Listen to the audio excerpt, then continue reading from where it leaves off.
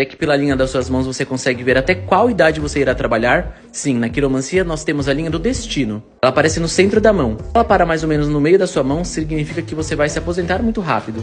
Até os 40 anos. Agora, se ela continua passando pela linha do coração, significa que você vai trabalhar até os 60. Agora, se ela continua até o final, isso representa que você vai trabalhar pelo resto da sua vida. Se ela inicia pelo Monte da Lua, isso significa que você segue seus sonhos. Agora, se ela inicia pelo Monte de Vênus, significa que você está seguindo o seu coração. Quer saber mais? Segue para mais dicas.